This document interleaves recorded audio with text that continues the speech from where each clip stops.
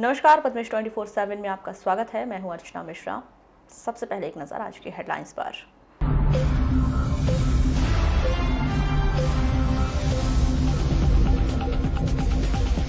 लांजी के बहुचर्चित वंदना हत्याकांड में पति और उसकी प्रेमिका को आजीवन कारावास, हत्या कर खेत में गाड़ दिया था शव। पुलिस ने किया लालबर्रा बोरी में नागोजी पोपचे हत्याकांड का खुलासा, जादू टोने के शक में हुई थी हत्या। त्रिस्तरीय पंचायत चुनाव में आरक्षण की तारीख हुई तय, 14 दिसंबर से शुरू होगी प्रक्रिया।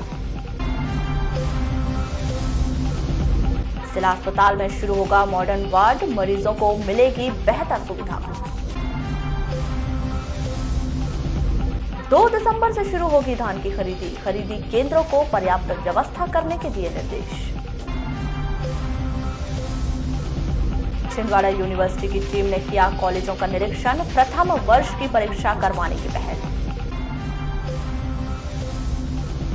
रेंगाटोला में कचरे के ढेर पर बनेगा गार्डन, नगरपालिका की पहल।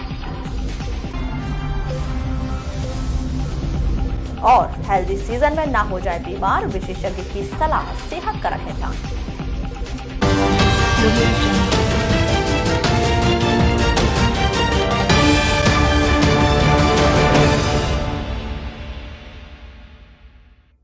और अब खबरें विस्तार से।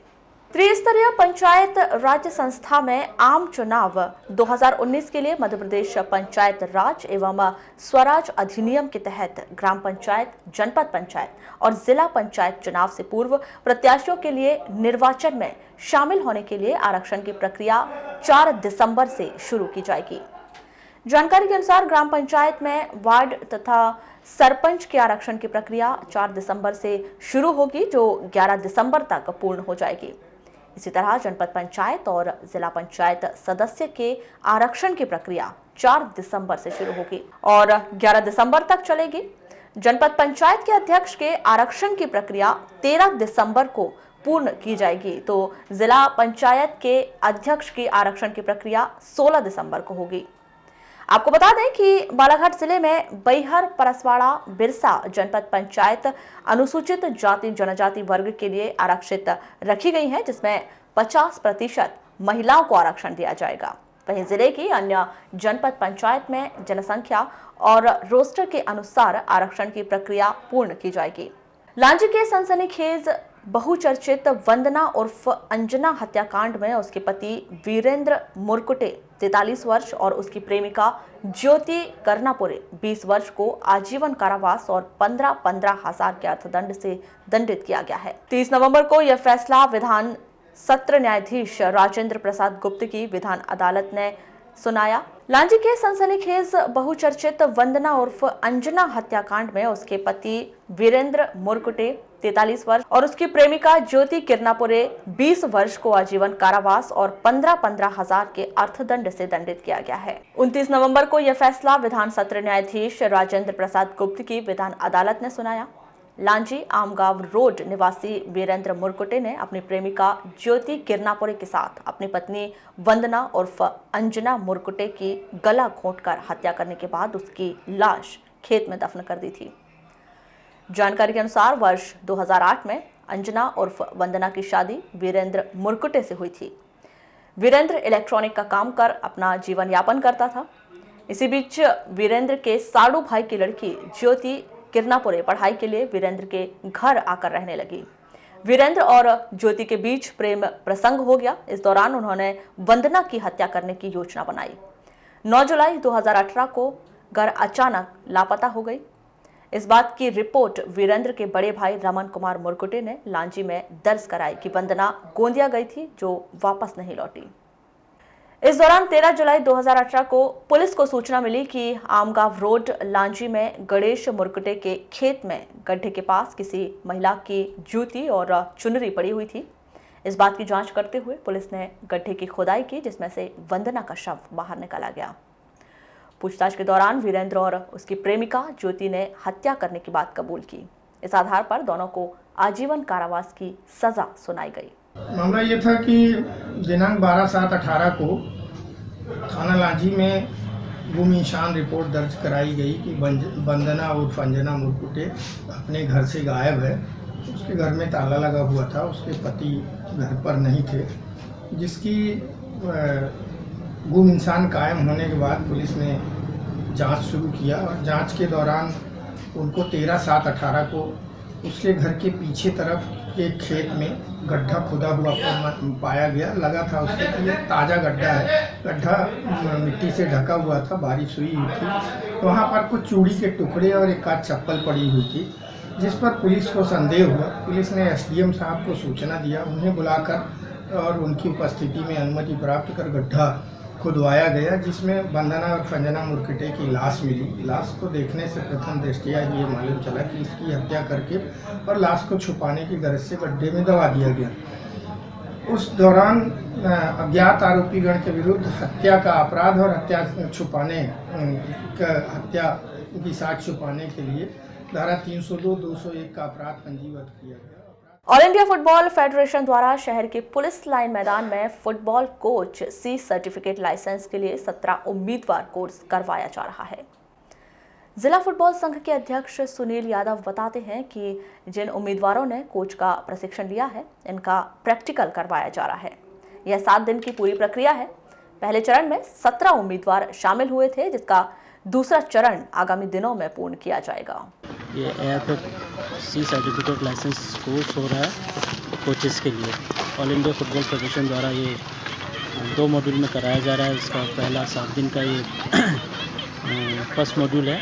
इसमें ऑल इंडिया करीब से 17 कैंडिडेट आए हैं पूरे इंडिया भर से, और एक A लाइसेंस कोच आए हैं जो इंडिया लेवल के कोच हैं, वो हमको यहाँ पर इंस्ट्रक्शन दे रहे हैं, इसके कोर्स करा रहे हैं।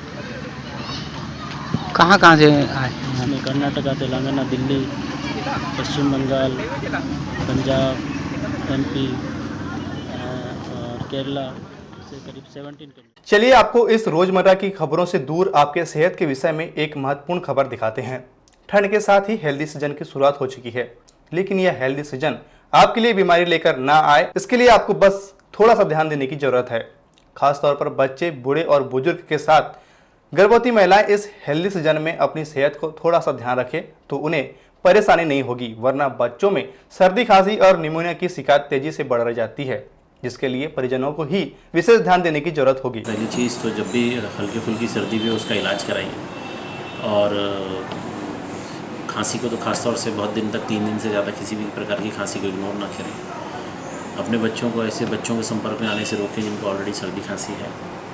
स्वच्छता पे ध्यान दीजिए, पानी पे ध्यान दीजिए, पानी का इंटेक अच्छा होना चाहिए, और मौसम अनुरूप कपड़ों पहनाने पर भी ध्यान दें। यही है, आपको ठंड से बचाव करना पड़ेगा। छोटे बच्चे ठंड को लेकर के बहुत ग्राही होते हैं, तो उनको आप ठंड से बचाव रखें, उनका स्वेटर शॉल टुपा हो जाए, प्रॉपर क्लोथिंग, प्रॉपर पहनावा रखें उनका, और सर्दी खांसी वाले दूसरे बच्चों के संपर्क में आने से रोकें। इसी तरह गर्भवती महिलाएं के लिए ठंड जितनी अधिक हेल्दी होती है उतनी अधिक हानिकारक भी हो सकती है। बस शर्त यह है कि वह अपनी सेहत का पूरा ध्यान रखे, खासतौर पर खान पान में विशेष रुचि दिखाएं, कैल्शियम के लिए दूध सहित अन्य खाद्य पदार्थ का उपयोग करें, तो वह इस हेल्दी सीजन में सचमुच हेल्दी रह सकती है। हाँ, गर्भवती महिलाओं को खास करके सावधानी ये बरतनी है, जैसे प्रेगनेंसी पीरियड है उसी बीच में ज़्यादा ठंडा चीज़ इस्तेमाल नहीं करना चाहिए, खान पान में ध्यान देना चाहिए, आयरन अच्छे से आयरन की मात्रा लेना चाहिए, पौष्टिक चीज़ लेना चाहिए, प्रोटीन लेना चाहिए, कैल्शियम कंटिन्यू लेना चाहिए, आयरन की टेबलेट हर महीने में लेते रहना चाहिए, सिरप लेते रहना चाहिए आयरन की, और दूसरी चीज़ हर महीने में डॉक्टर को चेकअप करवाते रहना चाहिए। और ठंडी चीज़ जैसे बहुत ज़्यादा ठंडी है, ठंड में काम नहीं करना चाहिए, ठंडे पानी से बचना चाहिए, ज़्यादा ठंडी चीज़ इस्तेमाल नहीं करना चाहिए। आइस जो होती है, आइसक्रीम वगैरह ये ज़्यादा इस्तेमाल नहीं करना चाहिए, ज़्यादा खट्टी चीज़ नहीं लेना चाहिए, सावधानी बरतना चाहिए, दूध कंटिन्यू पीते रहना चाहिए, सुबह शाम दूध का सेवन करना चाहिए, और कंटिन्यू केला ले सकते हैं, और आयरन से भरे हुए चीज़ जैसे सब्जी भाजी ले सकते हैं, अच्छी अच्छी सब्जियाँ इस्तेमाल करना चाहिए, प्रोटीन के लिए दाल लेना चाहिए, कैल्शियम लेते हैं। सिविल सर्जन डॉक्टर RK मिश्र बताते हैं कि ठंड का सीजन सच में हेल्दी सीजन होगा। इसके लिए आपको अपने खान पान पर विशेष ध्यान देना होगा।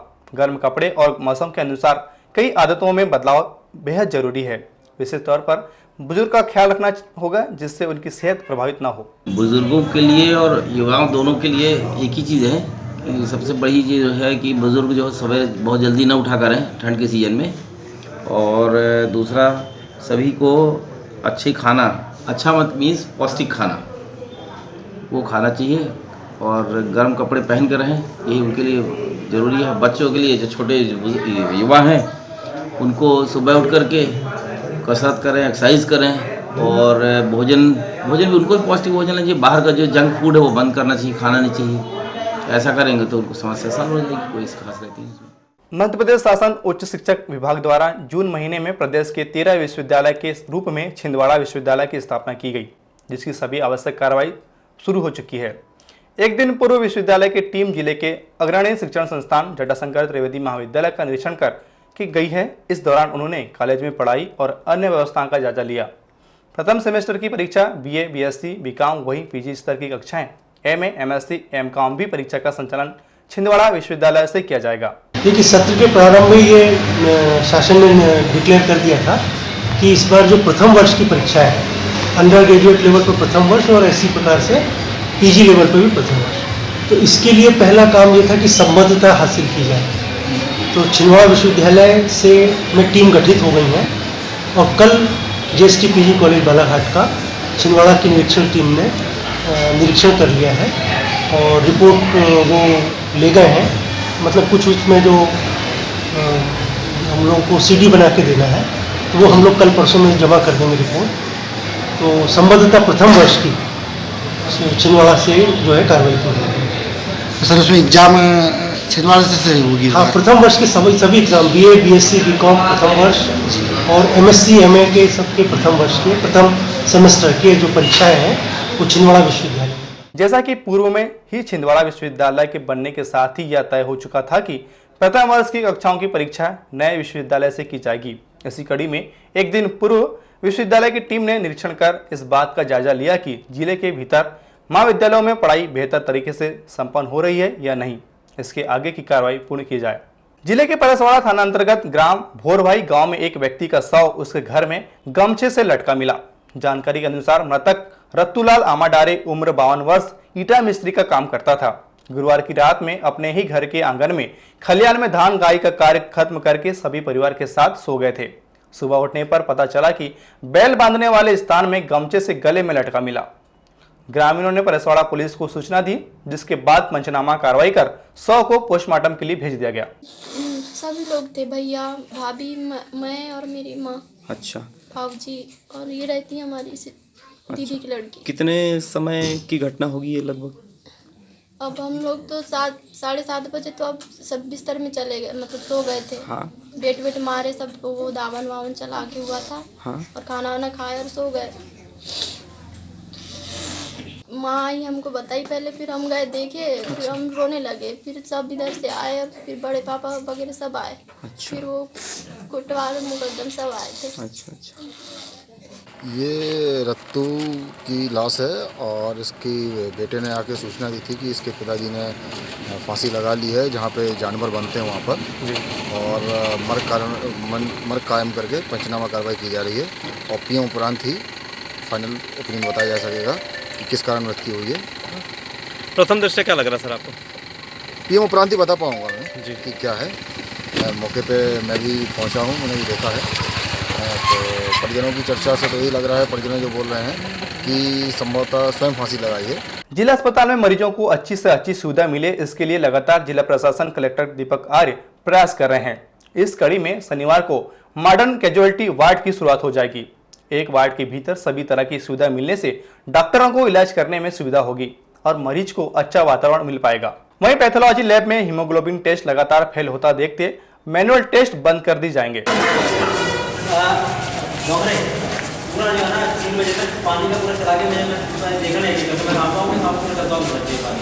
कहीं वैसे जो टॉयलेट भैया एक स्वरूप को देखना जिस तरीके से है पूरा अपना बनाया हुआ है, पूरा उसके बाद चला शुरू कर देंगे। और इनके फाइनेंस टंगवाने में फाइनेंस बनी जाए तो बंद हो जाएगा ना। तो वही बड़ा साइज का है।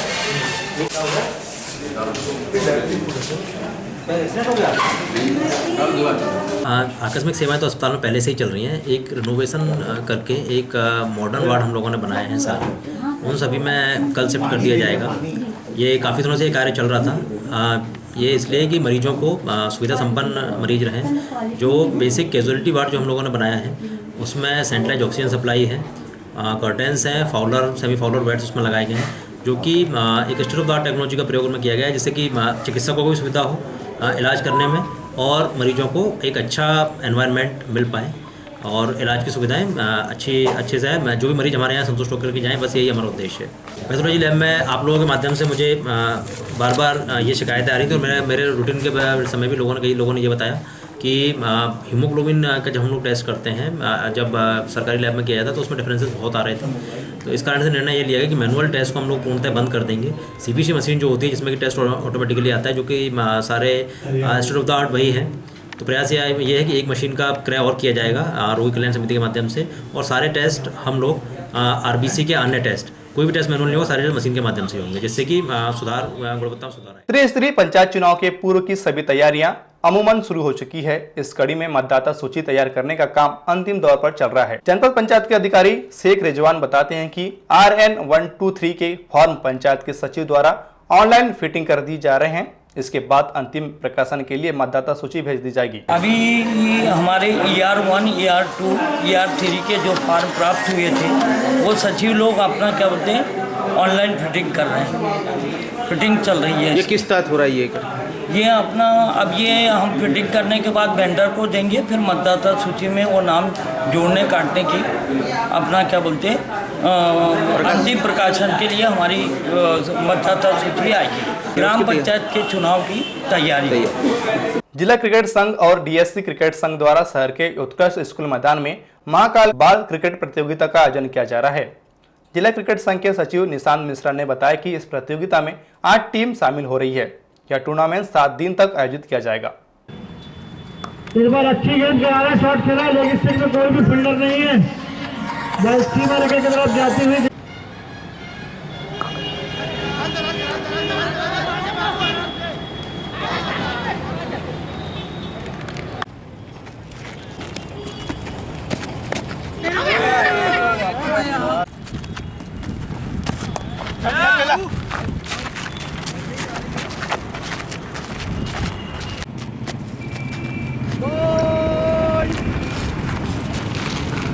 जिला क्रिकेट संघ बालाघाट व DSC के संयुक्त तत्वावधान में यह महाकाल कप में इस वर्ष आयोजित किया गया है। जैसे कि हम लगातार क्रिकेट प्रतियोगिता कराते रहते हैं और आप लोगों का भी हमको पूरा सहयोग रहता है। इसमें इस टूर्नामेंट में 8 टीमें हिस्सा ले रही हैं, क्योंकि ये टूर्नामेंट आगे बढ़ते जाएगा और अच्छी टीमें इस टूर्नामेंट में खेल रही हैं, जिसका कि हमको बालाघाट की जनता और सभी खेल प्रेमी दर्शकों का भी बहुत प्यार मिल रहा है। इसमें 15,555 रुपये पहला इनाम है, दूसरा इनाम 10,111 रुपये का। कब होगा सर फाइनल? ये आज से 7वें दिन इसका फाइनल होगा। आज पहला मैच सुबारा मैच खेला गया था। ये RCC और उकवा मोबाइल के मध्य खेला गया है। मोबाइल उकवा के मध्य यह मैच खेला गया है। लालबर्रा स्थानीय जनपद पंचायत कार्यालय के सभा कक्ष में 29 नवंबर को सचिव रोजगार सहायक आंगनबाड़ी कार्यकर्ता व पटवारियों को राष्ट्रीय खाद्य सुरक्षा अधिनियम के तहत लाभार्थी परिवार के सत्यापन हेतु प्रशिक्षण कार्यक्रम आयोजित किया गया। प्रशिक्षण के दौरान उपस्थित कर्मचारियों को अवगत करवाया गया कि खाद्यान्न पर्ची में पात्र अपात्र ग्रामीण परिवारों का घर घर जाकर सत्यापन किया जाना है, जिसका सत्यापन किस प्रकार से किया जाना है। सत्यापन पत्रक एवं एम राशन मित्र ऐप में सत्यापन किए जाने के लिए प्रोजेक्टर के माध्यम से मास्टर ट्रेनरों के द्वारा प्रशिक्षण दिया गया। साथ ही सभी कर्मचारियों को अपने अपने मोबाइल में एम राशन मित्र ऐप डाउनलोड कर सत्यापन करने की प्रोसेस समझाई गई। मेरे द्वारा लालबर्रा जनपद पंचायत के सभा कक्ष में आगामी सत्यापन दल के द्वारा जो सर्वे किया जाना गरीबी रेखा के पात्रता अपात्रता के संबंध में, उसके लिए मेरे द्वारा आज ग्राम पंचायत सचिव, रोजगार सहायक एवं आंगनबाड़ी कार्यकर्ताओं को प्रशिक्षण दिया गया है। इसके सत्यापन दल द्वारा संबंधित सत्यापन पत्रक लेके उनके घर घर जाकर उनको सत्यापन करना है और सत्यापन पश्चात इन पत्रकों को जो स्थितियां पाई हैं उसकी जानकारी ये सीओ जनपद में प्रस्तुत करेंगे, जिसका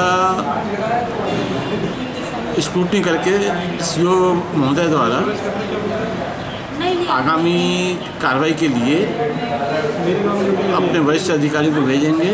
यहाँ से लालबर्रा मुख्यालय से लगभग 7 किलोमीटर दूर स्थित ग्राम पंचायत घोटी अंतर्गत आने वाले ग्राम डोरली में 28 नवंबर को 45 वर्षीय जागेश्वर पिता नारायण गोंदुड़े ने घर के ही बाथरूम में फांसी पर झूल गया। इस घटना की परिजनों को जानकारी लगने पर पुलिस को सूचित किया गया।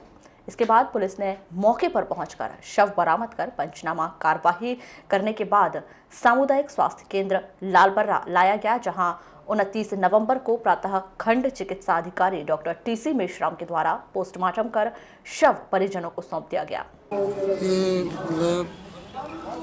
छोटा भाई है मेरा, मानसिक रूप से परेशान था और किसी प्रकार मेंटली डिस्टर्ब था। पहले से ही था कि मेंटली कितने वर्ष के थे ये 45 साल। 45। कहाँ के रहने वाले थे? ग्राम डोरली। आपको कैसे पता चला इनके बारे में, यानी कि फांसी लगाए तो? इन्हीं के लड़के ने बताया, भतीजे ने बताया। स्कूल में थे। वारासिवनी जनपद पंचायत वारासिवनी में 29 नवंबर को NFSA में प्रत्येक परिवार का सत्यापन राष्ट्रीय खाद्य सुरक्षा अधिनियम के तहत लाभार्थी परिवार का सत्यापन अभियान का प्रशिक्षण दिया गया। पंचायत सचिव, पंचायत रोजगार सहायक, पटवारी, ग्रामीण कृषि विस्तार अधिकारी, आंगनवाड़ी कार्यकर्ता, पर्यवेक्षक, महिला बाल विकास को प्रशिक्षण दिया गया कि जनपद पंचायत अंतर्गत ग्रामीण परिवारों का NFSA लाभार्थी परिवार सत्यापन 2019 परिवार सत्यापन पत्रक एवं M राशन मित्र ऐप में सत्यापन करना है। आज सत्यापन कार्य संचालित किया जा रहा है, तो उसी के संबंध में शासन के द्वारा सभी जो सत्यापन दल के सदस्य हैं उनको प्रशिक्षण का आयोजन के लिए निर्देश प्राप्त हुए थे शासन के द्वारा, और उसी निर्देशों के तहत वारासिवनी के जनपद पंचायत में सचिव, रोजगार सहायक, पटवारी, AREO ये सभी लोगों का सत्यापन के संबंध में प्रशिक्षण दिया जा रहा है। ये मुहिम कब से कब तक चलेगी? ये मुहिम अभी 1 महीना और चलेगी और 1 महीने में सभी लोगों का सत्यापन का कार्य संपन्न हो जाएगा। इसमें घर घर जाकर सभी को सत्यापन, प्रत्येक घर में जाकर के सत्यापन का कार्य करना होगा। उनके इसमें 2 सदस्य रहेंगे। एक मोबाइल के माध्यम से ऐप में उनकी जानकारी को संकलित करेगा। 2 व्यक्ति का एक दल के रूप में 150 लोगों का 75 दल बनाया गया है, जिन्हें ट्रेनिंग दी गई है कि किस प्रकार प्रत्येक परिवार का सत्यापन घर घर जाकर करना है, जिसमें सभी कर्मचारियों को अपने अपने मोबाइल में M राशन मित्र ऐप डाउनलोड करने कहा गया, जिसके बाद ऐप में सत्यापन करने की प्रोसेस बताते हुए ID पासवर्ड दिया गया। नियम 2013 के अंतर्गत जो भी पात्र राशन पर्चियां जारी हैं, अलग अलग श्रेणी की पात्रताओं में राशन पर्चियां जारी हैं, उन सभी पर्चियों का सत्यापन का सरकार के द्वारा अभियान चलाया जा रहा है कि पंचायत स्तर पर जो भी पर्चियां जारी हैं उनका दुकानवार सत्यापन किया जाएगा। इसमें सत्यापन दलों का चयन किया गया है और आज उन सत्यापन दलों का यहाँ पर प्रशिक्षण है।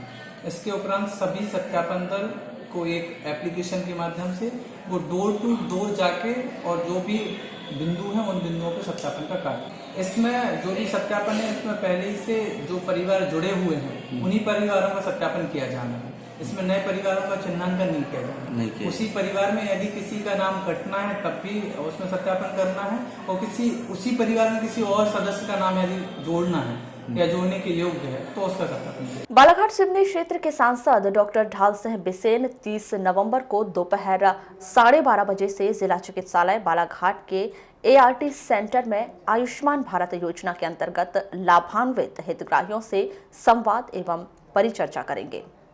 मुख्य चिकित्सा एवं स्वास्थ्य अधिकारी डॉक्टर RC पानिका ने सभी खंड चिकित्सा अधिकारियों को निर्देशित किया है कि वे अपने क्षेत्र के आयुष्मान योजना के लाभान्वित 10 हितग्राहियों को इस कार्यक्रम में शामिल होने के लिए भिजवाएं। बालाघाट जिले के युवाओं एवं छात्रों को प्रतियोगी परीक्षाओं की तैयारी के लिए हमेशा एक लाइब्रेरी की कमी खलती थी, लेकिन अब ये कमी दूर होती जा रही है। जिले के युवाओं एवं छात्रों को मेडिकल इंजीनियरिंग एवं प्रतियोगी परीक्षाओं की तैयारी के लिए एक अच्छा स्थान उपलब्ध होने जा रहा है।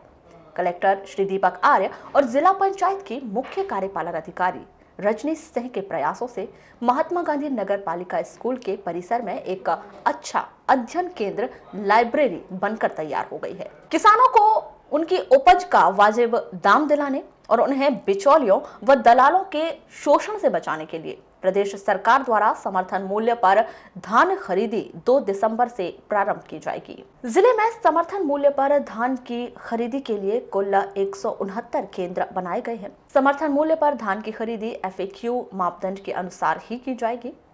किसानों से अपील की गई है कि वे अपनी धान को अच्छी तरह से सुखाकर और साफ करने के बाद ही केंद्र पर बिक्री के लिए लेकर आएं। किसानों की सुविधाओं को ध्यान में रखा गया है। मुख्यमंत्री कैंटीन की भी सुविधा शुरू की गई है।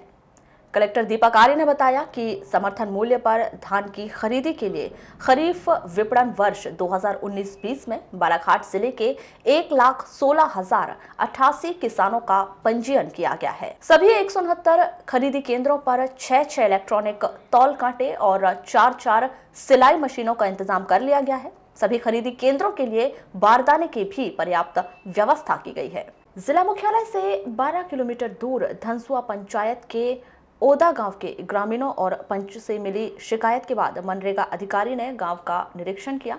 मनरेगा अधिकारी रूपेश इवने ने बताया कि ग्राम पंचायत में निर्माण कार्य, सड़क की जरूरत और PM आवास में गुणवत्ता काम नहीं करने का निरीक्षण किया गया और उचित कार्यवाही के लिए आदेशित किया गया है। जी, जनपद पंचायत बालाघाट अंतर्गत ग्राम पंचायत धनसुआ के ग्राम उदा से वहाँ के पंच और कुछ व्यक्तिगण आए थे कि उनके यहाँ पर पे निर्माण कार्यों को लेकर के कुछ समस्याएं हो रही है, जैसे कि CC रोड है जहाँ पर पे आवश्यकता है, CC रोड शायद पंचायत के द्वारा नहीं बनाई जा रही है। और दूसरी बात अन्य समस्या है कि शौचालय का भुगतान या फिर आवास वगैरह में गुणवत्ता से संबंधित कुछ समस्याएं थी, इसको लेकर के आए थे। तत्पश्चात मेरे द्वारा फिर वहाँ का विजिट किया गया था ग्राम पंचायत धनसुआ के ग्राम उदा का। तो सर क्या पाया सर विजिट में? विजिट में देखा कि एक CC रोड बनना शेष है जो DPR में फ़िलहाल ग्राम पंचायत की तरफ से नहीं लिया गया है, लेकिन वहाँ पर भी लोगों का आवागमन होता है और उस रोड पे काफ़ी झाड़ियाँ हैं और लोगों को शायद आने जाने में काफ़ी समस्या होती है। तो इसको लेकर के वहाँ पे देखा और सरपंच को तुरंत उसे DPR में जोड़ करके उसका निर्माण कार्य करने का आदेश दिया। स्वच्छ भारत अभियान के तहत नगर पालिका द्वारा स्वच्छता को लेकर बेहतर प्रयास किए जा रहे हैं। इसी दिशा में अब नगर पालिका रेंगा टोला स्थित कचरा संग्रहण केंद्र में गार्डन बनाने की तैयारियों में जुट चुकी है। इस कार्य के लिए नगर पालिका द्वारा डंपिंग यार्ड में पड़े वेस्टेज कचरे को मिट्टी डालकर दबाने का काम किया जा रहा है, जिसके बाद डंपिंग यार्ड परिसर से गुजरने वाले लोगों को इसका लाभ मिलेगा। स्वच्छता मिशन के तहत 3 से 4 वरिष्ठ कर्मचारियों की तैनाती रेंगाटोला स्थित कचरा संग्रहण केंद्र में की गई है, जो डंपिंग यार्ड में गार्डन बनाने व उसे विकसित करने पर कार्य कर रहे हैं। देखिए, हमारे वहाँ पे कर्मचारी है जो गीला कचरा और सूखा कचरा यहाँ से अलग अलग ले जाते हैं। वहाँ पे कचरे की छटाई होती है, प्लास्टिक अलग होता है, लोहा अलग होता है और लकड़ी कंकड़ अलग करते हैं और बाकी कचरे को हम वहाँ पे बाकायदा खाद बना रहे हैं, केमिकल्स डाल के खाद पाउडर डाल के खाद का उपयोग कर रहे हैं, बना रहे हैं और उन खाद का उपयोग हम नगर पालिका के गार्डनों में कर रहे हैं। ये प्रक्रिया हमारी लगातार चल रही है। जो पहले का कचरा जो पहाड़ बना हुआ था उसको हमें वहाँ पर दबा करके गार्डनिंग का काम कर रहे हैं। वहाँ पर हम गार्डन बना रहे हैं कि पहले लोग कचरा गिरता था या कुछ तो वहाँ से बात आती थी, कैसे गांव वाले आंदोलन और ये करते थे, लेकिन अब वहाँ पे ऐसी प्रक्रिया नहीं है। अब वहाँ पे एक सुंदर सा गार्डन टाइप का रूप दे रहे हैं हम और कि लोग घूमने जाएं। लेकिन उसको गड़ा नहीं रहे हैं ना, वो तो सिर्फ उसके ऊपर ही मिट्टी डाल रहे हैं। जो ये पुराना सूखा हुआ कचरा है उसको हम ये करके कर रहे हैं। हालांकि वहाँ पे खाद बनाने की प्रक्रिया चल रही है। लालबर्रा के बोरी टोला गांव में 22 और 23 नवंबर को हुए नागोजी बोपचे हत्याकांड का पुलिस ने खुलासा करते हुए आरोपियों को गिरफ्तार कर लिया है। 29 नवंबर को बालाघाट रेंज के DIG RS डहरिया पुलिस अधीक्षक अभिषेक तिवारी ने लालबर्रा थाना में इस मामले का खुलासा करते हुए बताया कि नागोजी की हत्या जादू टोने के शक में की गई थी। गिरफ्तार किए गए आरोपी दिलीप उइके निवासी बोरी टोला इंद्र कुमार कुमरे निवासी आमाटोला कासपुर और पूनम भगत निवासी आमाटोला, इन तीनों को अभिरक्षा में लेकर पुलिस द्वारा पूछताछ की गई, जिसमें उन्होंने मृतक की हत्या करना कबूल किया और बताया कि इस हत्याकांड के पीछे बड़ी वजह मृतक द्वारा जादू टोना किए जाने की बात स्वीकार की। आपको बता दें कि मृतक नागोजी बोपचे का शव घर के पास ही मिला था, जिसके शरीर पर धारदार हथियार से वार कर हत्या की गई थी। ये थाना लालबर्रा में गोरीटोला गांव है। उस गांव के रहने वाले नागोजी बोपचे, इनकी जो है 22-23 नवंबर की रात्रि में हत्या कर दी गई थी। डेड बॉडी की सूचना मिलने पे थाना प्रभारी द्वारा मौके का निरीक्षण किया गया और FSL टीम और सारी कार्रवाई करने के बाद में अज्ञात आरोपी के विरुद्ध जो है हत्या का अपराध पंजीबद्ध किया गया था। हम लोगों ने भी जो मार्गदर्शन दिया उसका थाना प्रभारी ने फॉलो किया और हमें जो जिस तरह की उसको चोट थी और जो गंभीर अपराध में और सॉरी घाव की गंभीरता को देखते हुए मुझे हम लोगों ने अनुमान लगाया कि ये या तो प्रेम प्रसंग का मामला है या फिर जो है उसका जादू टोना का मामला है, क्योंकि इस तरह का गुस्सा जो व्यक्त किया था मैंने भी मार्गदर्शन दिया तो उसमें उस कैंप पे हमने कार्रवाई करी और पता चला कि नागोजी को जो है 3 लोगों ने जादू टोना के शक पे मार के, जिसका नाम है दिलीप उइके है, कलीम उर्फ इंद्र कुमार कुमरे और पूनम पिता सुंदरलाल भगत, ये सभी आमाटोला के रहने गोरीटोला और आमाटोला के रहने वाले हैं।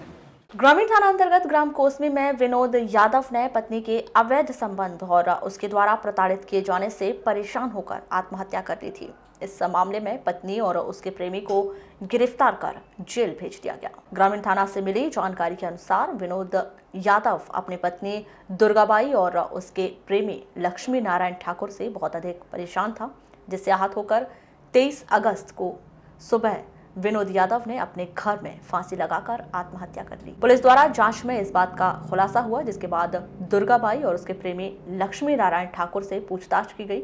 इस दौरान उन्होंने अवैध संबंध होने की बात स्वीकार की और इस बीच पति पत्नी के बीच विवाद की भी बात सामने आई, जिससे आहत होकर विनोद यादव ने घर की छत पर फांसी लगा ली। इस मामले में पत्नी दुर्गाबाई और उसके प्रेमी लक्ष्मी नारायण ठाकुर को गिरफ्तार कर जेल भेज दिया गया है। बुलेटिन के अंत में एक बार फिर नजर डालते हैं आज की हेडलाइंस पर।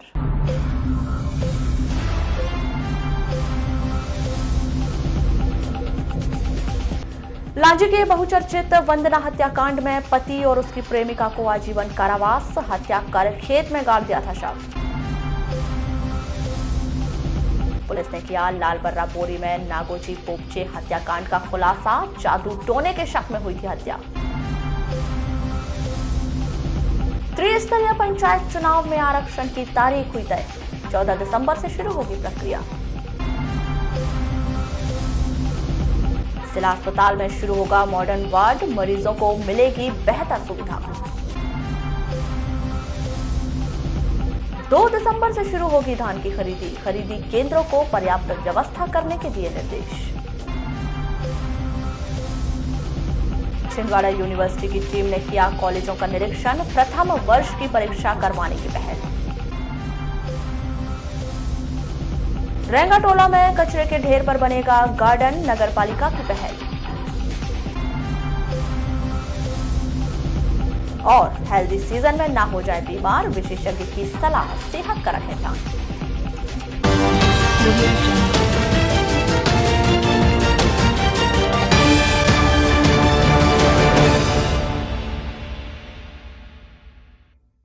तो ये थी अभी तक की खास खबरें। खबरों की ज्यादा जानकारी के लिए लॉग ऑन कीजिए www.balaghatexpress.in पर। इसके अलावा आप अपने एंड्रॉइड फोन से प्ले स्टोर पर जाकर बालाघाट एक्सप्रेस ऐप भी डाउनलोड कर सकते हैं। तो आज बुलेटिन में बस इतना ही। अगली न्यूज बुलेटिन के साथ फिर मुलाकात होगी, तब तक के लिए नमस्कार।